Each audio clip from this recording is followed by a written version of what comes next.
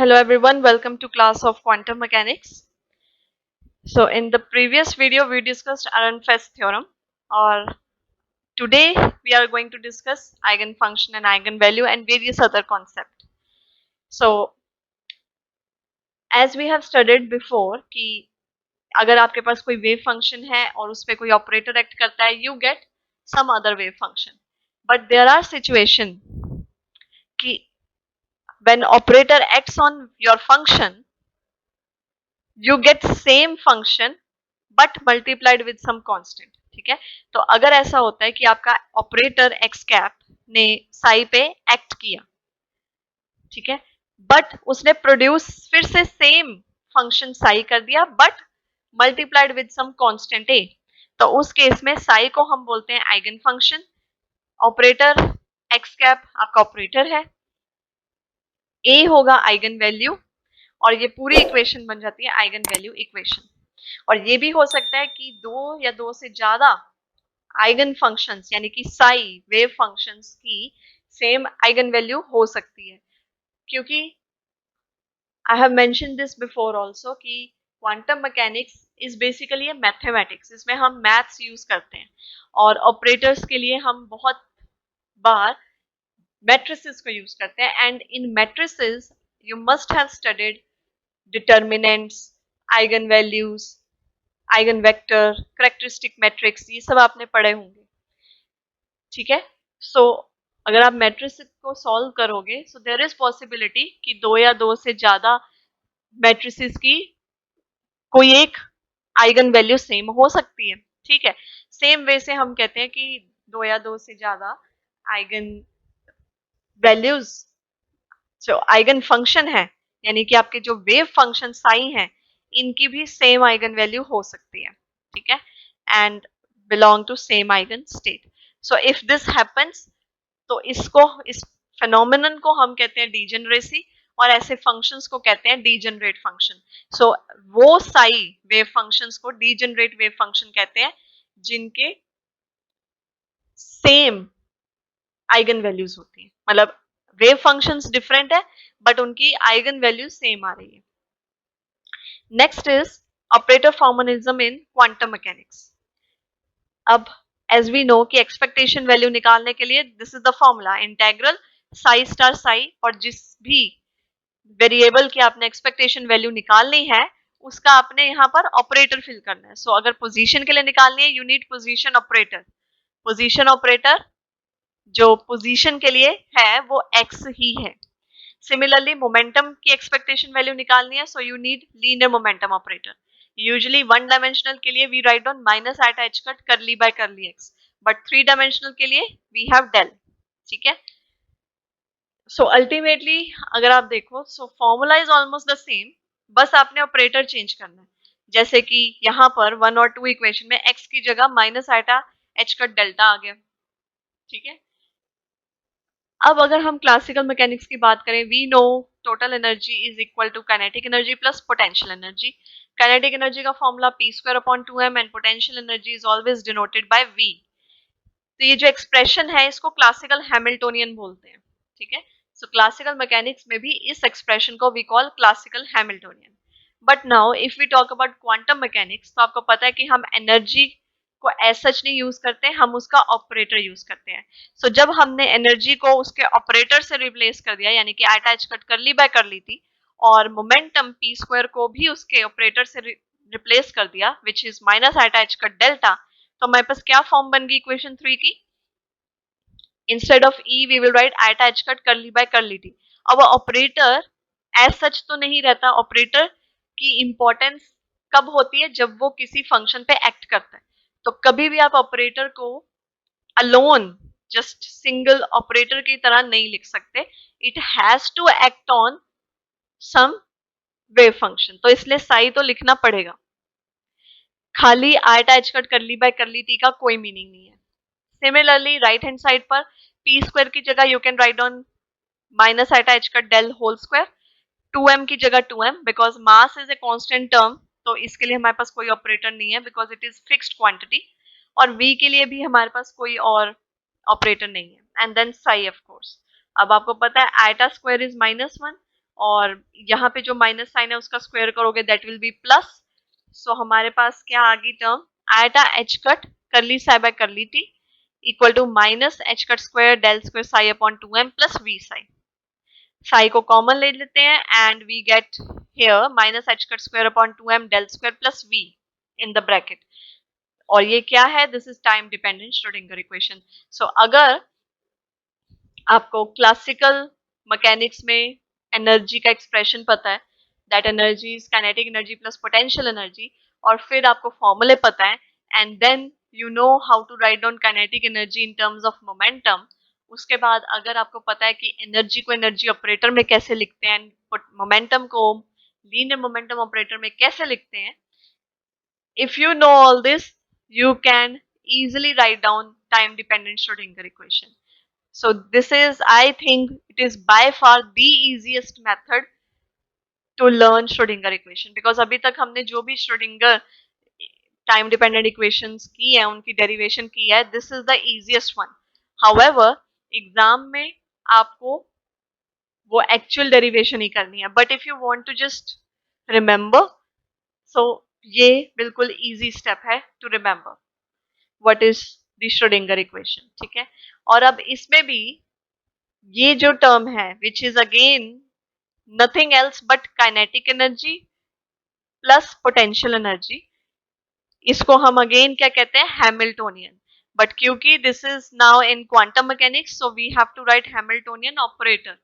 Simple Hamiltonian नहीं लिखेंगे because simply Hamiltonian word is for classical mechanics. Quantum mechanics में we have Hamiltonian operator. Quantum mechanics में हम कभी भी एनर्जी नहीं बोलते, we say energy operator, momentum नहीं, मोमेंटम ऑपरेटर। सिमिलरली हैमिल्टोनियन नहीं, Hamiltonian operator. Now orthogonal system, you must be knowing कि ऑर्थोगोनल वर्ड का मीनिंग क्या है। अगर कोई चीज परपेंडिकुलर हो एक दूसरे के, वी कॉल देम ऑर्थोगोनल। यहाँ पर थोड़ा सा डिफर है। Suppose you have two wave function psi I and psi J, और कॉम्प्लेक्स कंजुगेट आप साई जे का निकाल लो, that will be psi J star, ठीक है। अब psi I and psi J are said to be orthogonal if psi j star and psi I d tau when integrated from minus infinity to plus infinity gives you 0। मतलब अगर आपके पास दो wave function है तो एक wave function as it is और दूसरे wave function का कंजुगेट, इन दोनों का प्रोडक्ट को अगर आप इंटीग्रेट करते हो, if that comes out to be 0 तो आपका सिस्टम ऑर्थोगोनल है, ठीक है। So only then we call it orthogonal. और नॉर्मलाइजेशन कंडीशन क्या आती है, उसमें सेम ही वेव फंक्शन होता है। यहाँ पर आपको याद रखना है कि यहाँ पर ये साई आई और psi J, these two are different wave functions, ये दोनों डिफरेंट है, लेकिन नॉर्मलाइजेशन में जो वेव फंक्शन है वो सेम ही होता है, साई आई और उसी का ही कंजुगेट साई आई स्टार। वो अगर वन हो then we call it normalization. ऐसे भी वेव फंक्शन है जो बोथ ऑर्थोगोनल भी होते हैं और नॉर्मलाइज्ड भी होते हैं, ठीक है। They hold good for both the condition of orthogonality and normalization, तो उस केस में वी कॉल देम ऑर्थोनॉर्मल, ठीक है। ऑर्थोगोनैलिटी एंड नॉर्मलाइजेशन, तो ऑर्थोगोनैलिटी का ऑर्थो ले लिया एंड नॉर्मलाइजेशन का नॉर्मल ले लिया and they are known as orthonormal. तो उन्हें कैसे पुट करते हैं, we write down psi m star x, तो यानी कि जिस पर ये डिपेंड करता है wave function, psi n x d x equal to delta m n. अब ये डेल्टा एम एन 0 होगा कब, जब m और n सेम नहीं है, ठीक है, क्योंकि ऑर्थोगोनल जो है ये किसके लिए डिफाइन है, डिफरेंट वेव फंक्शन के लिए। तो जब दोनों डिफरेंट हैं तब 0, और जब दोनों सेम है तब 1, बिकॉज नॉर्मलाइजेशन किसके लिए है, this is for same wave function, same side, and this is for different side, ठीक है। सो ये भी एक इंपॉर्टेंट कंसेप्ट है, you must remember. Now comes Hermitian operator. I don't know आपने मैथ्स में ये अभी पढ़ा है या नहीं, बट किसी एक कोर्स में you will definitely study about Hermitian operators. But अभी के लिए इसकी डेफिनेशन पता होनी चाहिए, that operator x cap associated with dynamical variable x is said to be Hermitian. Hermitian operator की बात हो रही है, तो ऑपरेटर हर्मिशियन कब होता है, अगर Sai star X cap Sai, यहां पर अभी एक्स कैप एक तरह से साई पे एक्ट कर रहा है, that is equal to x cap psi star and psi d x, यानी कि एक्स कैप जब आपका साई पे ऑपरेट कर रहा है और you have psi star, that should be equal to x cap और साई का conjugate and the psi itself. So main इसमें पॉइंट है, this should be equal to x cap psi star, ठीक है। और ऑब्वियसली हमारे पास यहाँ पर साई स्टार भी है और यहाँ पर साई भी है, तो यानी साई स्टार साई तो आ ही रहे हैं, बट द थिंग इज कि एक्स कैप की जगह एक्स कैप का स्टार है, ठीक है। So operator x cap associated with dynamical variable is Hermitian if its average value in any state is real. So Hermitian वैसे कब कहेंगे, इसका फिजिकल मीनिंग क्या निकला कि हर स्टेट में उसकी वैल्यू रियल होनी चाहिए, इमेजिनरी नहीं, बिकॉज अल्टीमेटली कंजुगेट ले रहे हैं हम, कॉम्प्लेक्स क्वांटिटीज की बात कर रहे हैं, so in complex number we have both real and imaginary parts, but here it is saying कि हर्मिशियन ऑपरेटर की हर स्टेट में वैल्यू रियल होती है, ठीक है। सो थ्री डायमेंशनल में हम dx की जगह d टॉ लिख देते हैं, where d toe is dx dy dz. So कोई भी operator which satisfies both this equation 1 or 2 is known as Hermitian operator.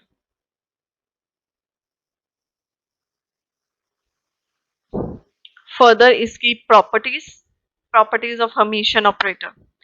First, जैसे कि कहा कि Hermitian operator should have real value, तो उसकी जो आइगन वैल्यूज आएंगी, क्योंकि ऑपरेटर है तो डेफिनेटली ये मैट्रिक्स है, ऑपरेटर मोस्टली क्वांटम मैकेनिक्स में मैट्रिक्स होते हैं और मैट्रिक्स की आइगन वैल्यूज होती है, ठीक है। So it should have real eigen value. So अब हमारे पास इक्वेशन क्या है, eigen value equation X cap psi is equal to A psi. अब इसका कॉम्प्लेक्स कंजुगेट लो तो क्या आएगा, X cap star psi star is equal to A star psi star. अब कंडीशन क्या है हर्मिशियन ऑपरेटर की, दैट एक्स कैप साई, ये एक एक्स्ट्रा लिखा हुआ है, इसकी कोई जरूरत नहीं, that should be equal to, और यहां पर ये स्टार बाहर है, दैट मीन्स ये कह रहा है कि psi star X cap psi D tau, that should be equal to x cap psi star and then psi D टॉ।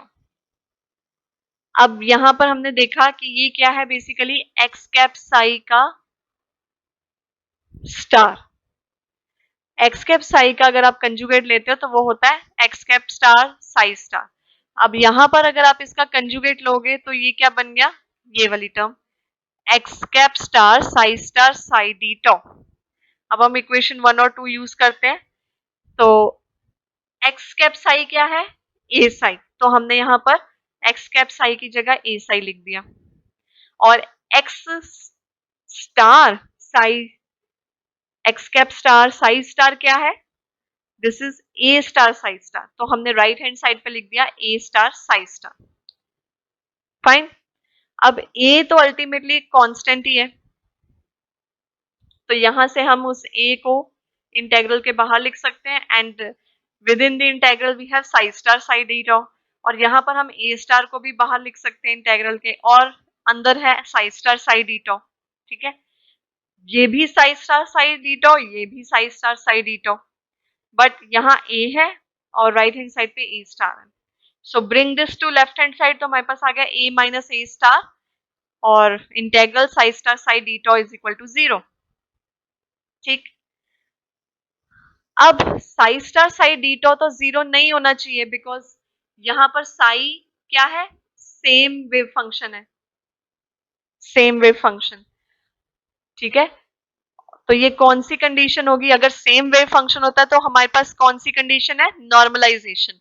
अगर डिफरेंट वेव फंक्शन हो तो कौन सी कंडीशन है, ऑर्थोगोनैलिटी। तो यहाँ पर साई ही है, psi star and psi, so that means same wave function, so it should follow normalization condition, और नॉर्मलाइजेशन कंडीशन क्या होती है, that psi star psi D tau should be 1, तो 1 होना चाहिए, so that means it can not be 0। अगर ये term आपकी 0 नहीं हो सकती तो फिर कौन सी 0 है? a minus a star. So that means a minus a star is 0, which means a is equal to a star. यानी कि, और ये कब पॉसिबल होगा कि कोई वैल्यू रियल और उसका कंजुगेट सेम हो। किसी भी वैल्यू का कंजुगेट उसके सेम, उसके इक्वल आए, वो कब पॉसिबल है? अगर वो क्वांटिटी रियल है। सपोज आपके पास एक क्वांटिटी है a is equal to 2 plus 3 iota, ठीक है? तो आप इसका जब कंजुगेट लोगे that will be 2 minus 3 iota. So in this case a is not equal to a star, but if your wave function is a is equal to 4, ठीक है, तो उस केस में a स्टार क्या होगा? That will also be 4, because iota तो है ही नहीं, और कंजुगेट में सिर्फ आयोटा का साइन चेंज होता है। So that means here your a is equal to a star. So this means when we have a situation where a is equal to a star, तो वो कब पॉसिबल है? जब आपका नंबर इटसेल्फ रियल है, ठीक है? So this states that Hermitian operator has real eigenvalue. The next property is two eigenfunctions of Hermitian operator belonging to different eigenvalues are orthogonal. अब two eigenfunctions आ गए, ठीक है, यानी कि दो वेव फंक्शंस। आइगन फंक्शन आपके वेव फंक्शंस ही होते हैं। दो आइगन फंक्शन आ गए तो that means we are talking about different wave function. तो जब डिफरेंट वेव फंक्शन आता है तब कौन सा रूल है? ऑर्थोगोनैलिटी रूल, ठीक है? Always remember, for same Sai normalization,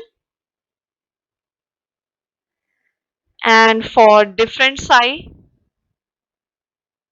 orthogonality, ठीक है? सो अगर दो अलग अलग वेव फंक्शन है और उनकी डिफरेंट आइगन वैल्यूज हैं तो फिर वो दोनों ऑर्थोगोनल होंगे। So we have psi 1 and psi 2, operator है एक्स कैप, और a1 और a2 उनकी आइगन वैल्यूज हैं, ठीक? तो आइगन वैल्यू इक्वेशन क्या कहेगी? X cap psi 1 is equal to a1 psi 1 and x cap psi 2 is equal to a2 psi 2। अब इसका कॉम्प्लेक्स कंजुगेट ले लेते हैं, so that would be x cap star, क्योंकि कॉम्प्लेक्स कंजुगेट ले रहे हैं। X cap star psi 1 star should be equal to a1 star psi 1 star. Similarly x cap star psi 2 star should be equal to a2 star psi 2 star, ठीक है? और अभी हमने prove किया कि हर्मिशियन ऑपरेटर की रियल आइगन वैल्यूज होती हैं। सो यानी कि a1 should be equal to a1 star and a2 should be equal to a2 star. तो इसलिए हमने यहाँ पर a1 स्टार की जगह a1 लिख दिया और यहाँ पर a2 स्टार की जगह a2 लिख दिया, ठीक है? This is due to property 1। ये अभी जो हमने फर्स्ट प्रॉपर्टी की है उससे जो रिजल्ट आया वो हमने यूज कर लिया।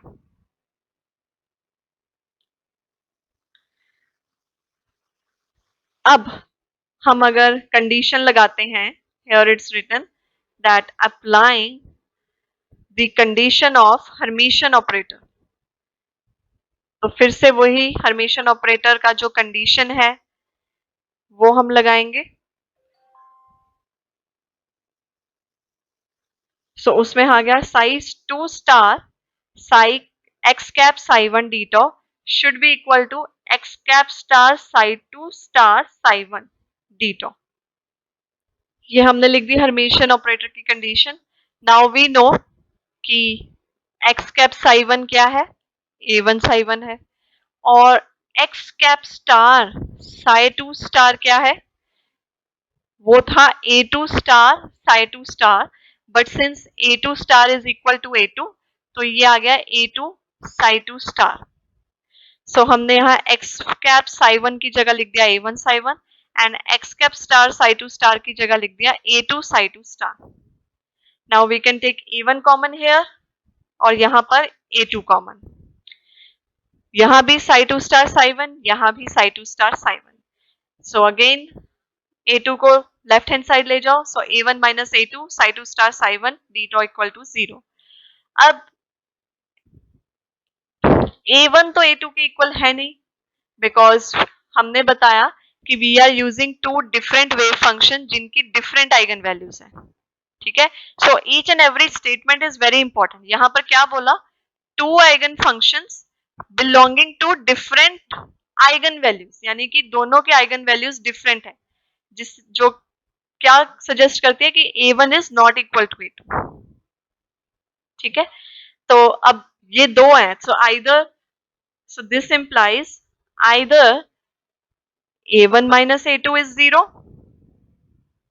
or this integral psi2 star psi1 d tau is 0, but A1 is not equal to A2, so A1 minus A2 तो 0 हो नहीं सकता, so फिर कौन 0 है, psi2 star psi1 d tau is 0।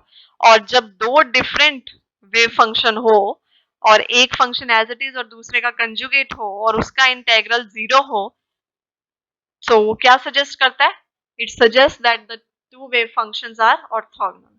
सो उससे हमें पता चल गया कि अगर टू डिफरेंट वेव फंक्शन है और उनकी टू डिफरेंट ही आइगन वैल्यूज हैं, ठीक है, सो इन दैट केस वो दोनों वेव फंक्शन ऑर्थोगोनल होंगे। Then third property is the product of Hermitian operators is Hermitian if and only if, बहुत इंपॉर्टेंट, दीज ऑपरेटर्स कम्यूट। तो कम्यूट का मीनिंग आपको पता है, ठीक है, A B should be equal to B A. और भी हमने कुछ डिस्कस किया हुआ है कम्यूट के बारे में, सो लेट्स सी। अब यहां पर है two eigen function again psi1 and psi2, और हर्मिशियन ऑपरेटर भी दो हैं x cap and y cap, और इंटेग्रल हमने ले लिया, so this is psi1 star x cap y cap psi2 d tau। अब अगर x कैप आपका हर्मिशियन ऑपरेटर है तो ऑब्वियसली हर्मिशियन ऑपरेटर की इक्वेशन लगेगी which says कि psi1 star x cap psi y cap psi2 d tau should be equal to x cap star psi1 star और y cap psi2 as it is। ठीक है, और similarly अगर y cap आपका Hermitian operator है तो उस केस में क्या होगा, x cap star psi1 star y cap psi2 d tau है अगर, तो फिर आपके पास आ जाना चाहिए y cap star और ये एज इट इज है psi2 स्टार आ जाएगा। यानी कि बेसिकली जिसकी भी बात हो रही है, जो आपका हर्मिशियन ऑपरेटर है लेफ्ट हैंड साइड पर, ठीक है, वो एज इट इज रहता है, राइट हैंड साइड पे उसका कंजुगेट लिखते हैं। ठीक है, तो यहां इस इक्वेशन 1 में आप हम एक्स कैप की बात कर रहे थे, बट इक्वेशन 2 में हम वाई कैप की बात करें, तो यहां पर we had y cap but right hand side पे हो गया y cap star. So if we compare equation 1 and 2, so what do we get? Similarity है, yes, ये टर्म और ये term they are equal. So यानी हमारे पास बचा psi1 star x cap y cap psi2 d tau is equal to y cap star x cap star psi1 star psi2 d tau, क्योंकि यहां पर स्टार नहीं आएगा बिकॉज y कैप को ही हमने सिर्फ स्टार करना है और psi2 एज इट इज है। ठीक है, अब अगर x कैप और y कैप कम्यूट करते हैं तो उसका मतलब x cap y cap is equal to y cap x cap. ठीक है, अब अगर हम इसका हर्मिशियन लेते हैं, that means x cap y cap conjugate, then conjugate, so that gives us s cap conjugate y cap conjugate equal to y cap conjugate x cap conjugate। ठीक है, स्टार आ गया, तो हम इस चीज को सब्स्टिट्यूट कर सकते हैं। तो अगर x कैप y कैप आपका हर्मिशियन ऑपरेटर है, देखो पहले हमने क्या किया, पहले हमने सिर्फ x की बात की कि अगर x हर्मिशियन ऑपरेटर है, फिर कहा कि अगर सिर्फ y हर्मिशियन ऑपरेटर है, अब कह रहे हैं अगर दोनों x cap y cap Hermitian operator है, यानी कि इन दोनों को एज वन ऑपरेटर कंसीडर कर लिया, उस केस में क्या होगा, यहाँ पर x cap y cap as it is और राइट हैंड साइड पे क्या हो जाएगा, दोनों का star conjugate, so x cap star y cap star psi1 star as it is psi2 as it is. ठीक, सो अब अगर आप इन दो इक्वेशंस को कंपेयर करोगे, so what do we get? psi1 star x cap y cap psi2 d tau, क्योंकि ये दोनों सेम है, that is equal to x cap star y cap star psi1 star psi2 d tau। इससे क्या पता चलता है? ये कब पॉसिबल है? ये आपने देख लिया कि अगर ये दोनों कम्यूट करते हैं तभी ये पॉसिबिलिटी है कि x cap star y cap star x cap star के इक्वल हो जाए। देखो यहाँ इक्वेशन 3 में we have y cap star x cap star, और यहां पर क्या है? We have obtained x cap star y cap star, तो हो गया कम्यूट। और यहां पर ये term, you can see the highlighted part, कि ये हाईलाइटेड पार्ट जो है, ये वाला हाईलाइटेड पार्ट और ये सेम है, ठीक है, दोनों सेम है। यहां पर थर्ड इक्वेशन में this is equal to y cap star x cap star, और यहां पर this is equal to x cap star y cap star, ठीक है।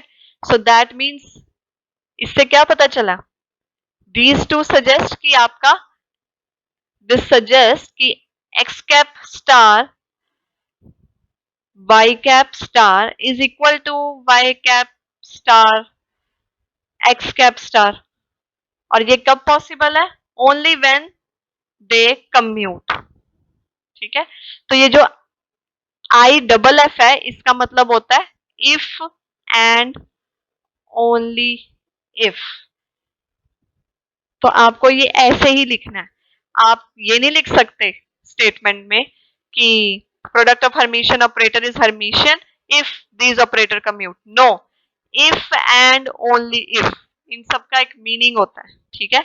सो आपको इफ एंड ओनली इफ ही लिखना है, या आप लिखो आई डबल एफ, इसका मीनिंग भी इफ एंड ओनली इफ ही होता है, ठीक है। So these properties are very very important, आपको ये अच्छे से आनी चाहिए। ये सारे शॉर्ट टॉपिक्स हैं but they are very important, so make sure कि आप इन्हें अच्छे से प्रैक्टिस करो, इन्हें सॉल्व करके देखो, because this is all mathematical. Quantum mechanics काफी हद तक मैथमेटिकली है, इफ यू सी हर जगह डेरिवेशंस है, और आप अच्छे से आपको मैथ्स आना चाहिए। सो प्रैक्टिस देम, ये सारा मैथमेटिकल है, ठीक है। So now let's discuss simultaneous eigen function. तो ये सारे कॉन्सेप्ट्स मैट्रिसेस के हैं। So page 77। तो अब टू लीनियर ऑपरेटर है, ए कैप एंड बी कैप, और alpha and beta eigen values in दोनों ऑपरेटर्स की, ठीक है। तो ए कैप ने साई पे एक्ट किया and it gave us alpha as eigen value, and B cap ने साई पे ऑपरेट किया and gave us beta as eigen value, ठीक है। तो अब जो भी वेव फंक्शन ये इक्वेशंस को सेटिस्फाई करता है, it is said to be simultaneous eigenfunction of operator a cap and b cap having eigenvalue alpha and beta respectively. Simultaneous का मतलब क्या होता है? एट द सेम टाइम, ठीक है। अब आप यहां पर देखो ध्यान से, तो जो आपका वेव फंक्शन है दैट इज सेम। एक तो वो नॉर्मलाइज्ड है, तो यानी कि नॉर्मलाइजेशन कंडीशन फॉलो हो रही है, राइट। और दोनों में साई ही यूज हुआ है, यहां भी साई, ऑब्वियसली इस साइड भी psi, and here also psi, and obviously right hand side पे भी साई। सो वेव फंक्शन एक, ऑपरेटर्स दो, आइगन वैल्यूज भी दो, ठीक है। So one psi, two operators A cap and B cap, and two eigen values alpha and beta.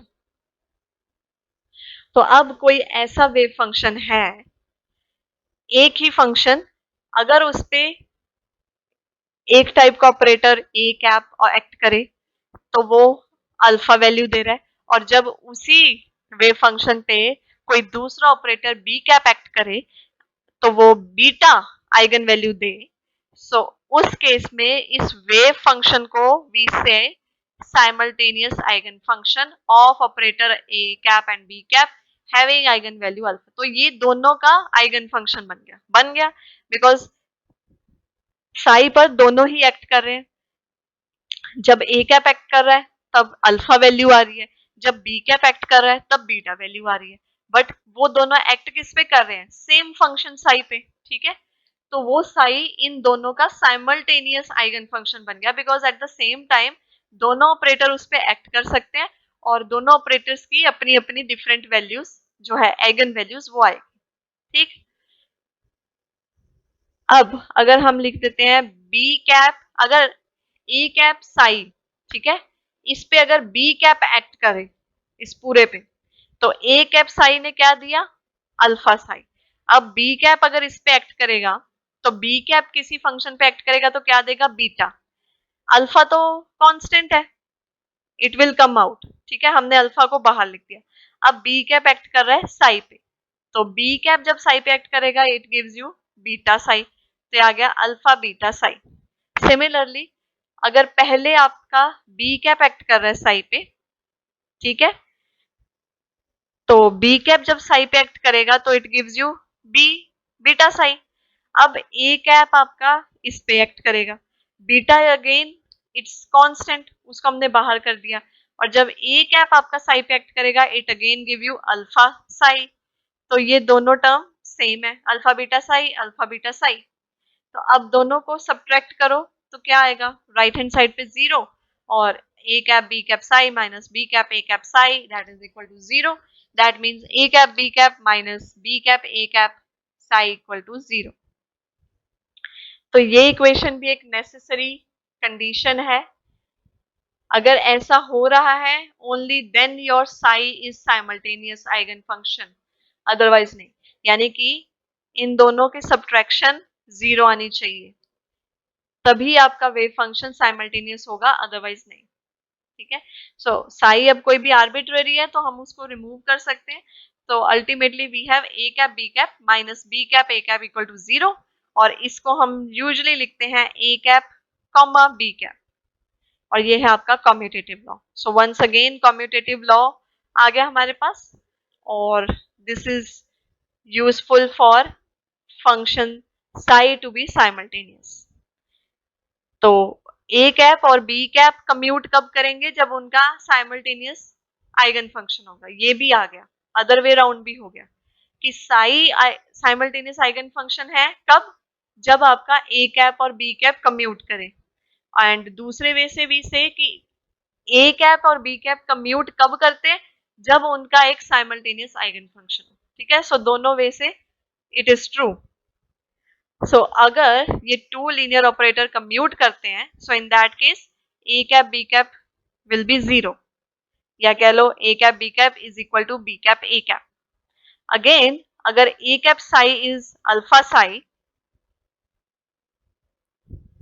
तो अगर हम इस पे बी कैप ऑपरेट कराते हैं तो एज वी नो कि ए कैप साई क्या देगा? It will give you alpha Sai.